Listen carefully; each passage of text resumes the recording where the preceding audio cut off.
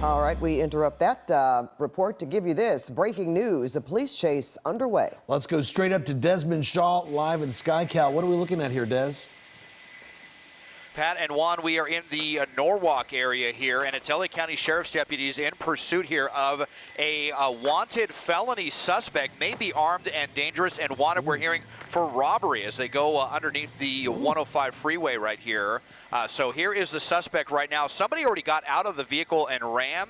I believe LA County Sheriff's deputies were able to get that person, or will have them in custody shortly. Not long after they drop the passenger off here, all of a sudden they're driving pretty crazy here, 75 miles an hour. You see them blasting through that red light right now. This is looks like a late model Toyota Corolla, and you saw the LA County Sheriff's deputies helicopter go through the shot right there. So there's no units actively behind the suspect at this moment. We will see if they decide to try to really get aggressive with engaging this person. We had heard that pit maneuvers were authorized and spike strips as well. They have not succeeded in any of those either here as they make a eastbound turn onto 183rd Street, going underneath the freeway again. But a wanted suspect here, armed and dangerous. So this could be a pretty, well, dangerous one here, Pat and Juan. Yeah, it looks to be that way, Desmond. And it looks like this person is in a pretty residential area right now that I would say, you know, ups the ante even more. Well, they were, and then as we say that, now we're getting into a big parking lot here. Well, maybe a parking structure. Are they going to, here we go, all of a sudden out of the vehicle. Looks like we're out near a mall into a shopping center. So, you know, if it's not the parking garage, then this is, you know, another tactic that we see. They're going to run into the mall right now. So, and because there were no units behind this person, now this person's got a really long lead time. We'll widen out and see here. It's still no units even pulling up on this one. A couple of them were trying to get that other suspect, the other person that jumped out. Well, now he's running back outside. Yep. That's kind of interesting here. Oh, maybe the mall was closed. It's 9:39. You know what, the mall is, I think they close at 9 o'clock. Yep. So back in not the car. able to get in there. No. So that plan's not going to work. Back in the car, and we'll see what their next idea is. But hopefully this gives sheriff's deputies the motivation to come and get caught up with this person and bring them to justice before they make another escape attempt. And Desmond, when he was running into the mall or trying to, do you see any units get a little closer? Because it looked like right there he was able to run back into the car, no problem. Yeah, my pilot Dylan says he can see some units in the distance trying to close in. There's the sheriff's helicopter. Again, they're paralleling the mall apparently, but we're going to keep the eyes here, see if they enter the shot at some point. So the big empty mall parking lot here, just off of the 605, actually just off of the 5605 here, and you know, fortunately nobody out here really walking around right now because the mall is pretty much closed down. Let's see what they're going to do. They're definitely panicking and kind of driving the wrong way. And there's a unit. Now we got a couple of units here. Yep, we'll see if they're able to corner him. Then there's more units inbound as well. Yeah, you notice, I noticed that he seemed to have slowed down for a bit there, trying to look or maybe decide what his next move would be. But as you say, Desmond, now with seeing the units right there, he seems to be in panic mode, and now is he still in the parking? No, he's back on the street now. Is that right? Or he's still in the parking lot? Probably will be here, still in the parking lot, and, you know, still driving pretty quickly here. I'll put the speedometer back up. You know, 30, 40 miles an hour, pretty fast. I mean, there are still some cars out here, you know, typically drive maybe 5 or 10 miles an hour. It seems like maybe kind of lost, doesn't know what they want to do. But now seeing those deputies getting closer, you can definitely see the panic setting in here with this suspect. This would be a fantastic place for a pit maneuver if they can catch up. We had heard earlier that it was authorized. Let's see if sheriff's deputies will take the opportunity here while there's a lot of open asphalt here without too many cars. And at the time, they're going 28, 30 miles per hour. As you say, Desmond, seems to be ripe. Well, now he's picking up speed.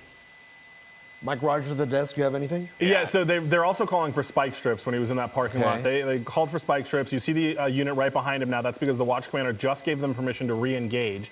And when Desmond was in the front of the vehicle, you saw that only one headlight was working. I believe that's because at one point during this, he crashed into the center divider either on a freeway or on a larger street. And they thought that he was going to have his car disabled because of that. They thought that there was some damage to the front right tire. Apparently not enough so that is keeping him from going 63 miles an hour on surface streets here, but they have authorized the re-engagement of the pursuit. And like we talked about earlier, pit maneuver and spike strips also authorized in this.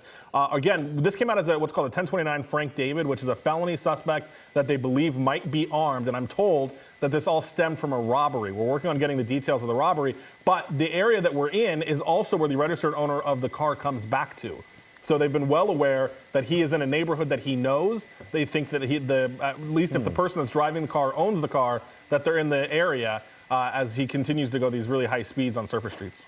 Okay, now, did they leave the mall area? They're on a different street now because, you know, I've been watching and trying to take notes here as well, seeing him go in and out and slowing down. And, you know, I see cars on either side of this street here, but I guess he is not in the parking lot anymore. No, obviously. we've moved He's out on of the mall, and he's going to go under the 91 here in a second, or approaching the 91. Yeah, there's the on-ramp to the 91, and he should be going under. There it is right there. So we're out of the mall back north, but in an area that he's already been. These are the same areas that they've kind of been going up and down. You have the second sheriff's helicopter that was looking for the passengers who, you know, Desmond told us they got, but we're going right back up Pioneer Boulevard to exactly where they've been circling time and again during this chase. Well, you never know. Sometimes when they get knowing, well, you know, what else can I do?